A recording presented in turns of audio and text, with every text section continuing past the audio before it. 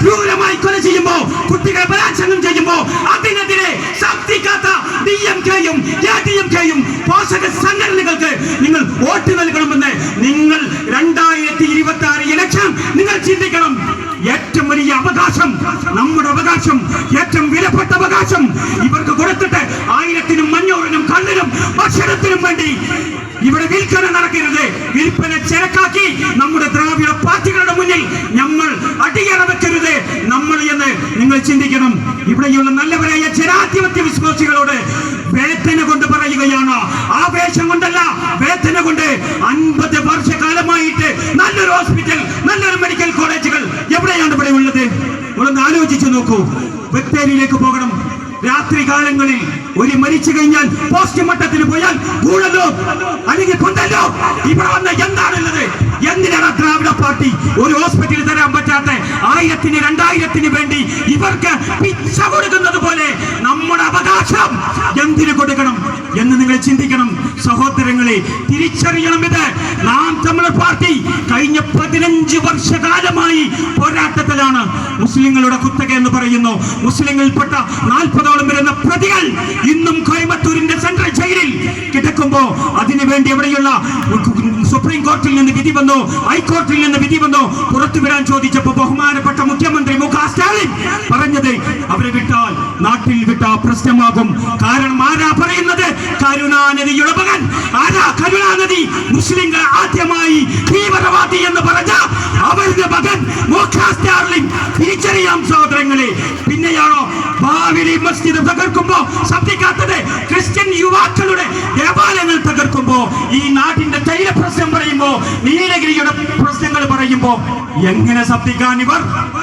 തിരിച്ചറിയണം. ഇത് പറയുമ്പോ വേദനയുണ്ട് ഞങ്ങൾക്ക്. ഇത് പറയാൻ ഒരു പാർട്ടി തമിഴ്നാട്ടിൽ വേണ്ടേ?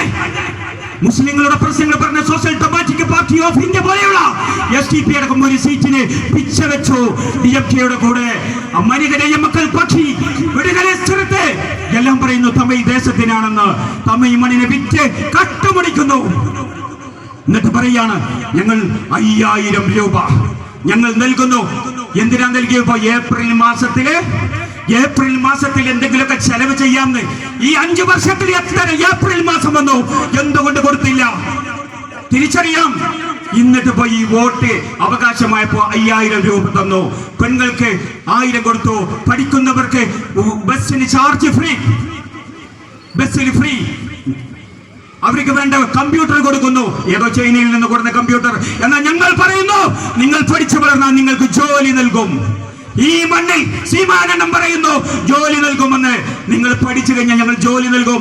നിങ്ങൾ ഇവിടെ ഓഫർ ചെയ്യുന്ന കുക്കർക്ക് പരിപ്പോ അരിയോ കൊടുക്കണമെങ്കിൽ വ്യവസായ ചിഹ്നം തന്നെ വേണം. അത് തിരിച്ചറിയണം.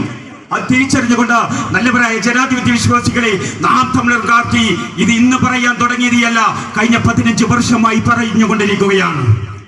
നമുക്കറിയാം, താളൂരിൽ ഒരു വിഷയം ഞങ്ങൾ ഇടപെട്ടപ്പോ നമ്മുടെ മണ്ണ് മറ്റുള്ള മണ്ണൻ കൊള്ളയടിക്കാൻ ശ്രമിച്ചപ്പോൾ ആ മണ്ണ് ഞങ്ങൾ തിരിച്ചു പിടിച്ചു. ഞങ്ങൾ സമരം ചെയ്തപ്പോൾ അവിടെ വന്നു.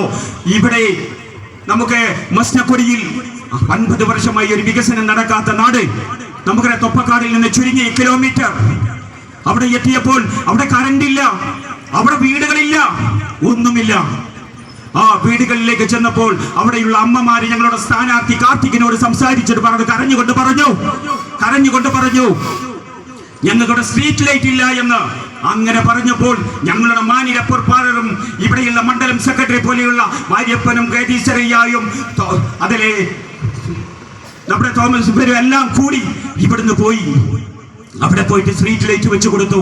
ആ സ്ട്രീറ്റ് ലൈറ്റ് കത്തിച്ചപ്പോൾ അവരുടെ പുഞ്ചിരി ഉണ്ടല്ലോ, അത് കാണാൻ വല്ലാത്തൊരു അത്ഭുതമായിരുന്നു. അങ്ങനെ സ്വന്തം കയ്യിൽ നിന്ന് പണമെടുത്ത് ചെയ്യുന്ന ഒരു പാർട്ടി നിങ്ങൾക്ക് അവകാശപ്പെട്ട് പറയാമെങ്കിൽ അത് നാം തമിഴ് പാർട്ടിയാണ്. നാം തമിഴ് പാർട്ടി തമിഴരുടെ പാർട്ടിയാണ്. അത്രേ. ഞാനൊരു മലയാളി, ഇവിടെ കർണാടകക്കാരനുണ്ട്, തെലുങ്കനുണ്ട്, ഇവിടെ എല്ലാവർക്കും സ്ഥാനമുണ്ട്.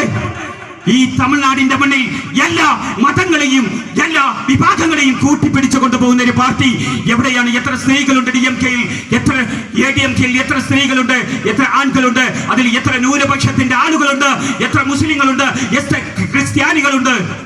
അത് പരിശോധിച്ചാൽ, നാം തമിഴർ പാർട്ടി പരിശോധിച്ചാൽ, അങ്ങനെ ഒരു പാർട്ടി ഇന്ത്യ രാജ്യത്തിന്റെ ചരിത്രത്തിൽ കാണിക്കാൻ കഴിയുന്നത് നാം തമിഴർ പാർട്ടി തമിഴ്നാട്ടിൽ നിന്ന് മാത്രമാണ് എന്ന് നിങ്ങൾ മനസ്സിലാക്കും.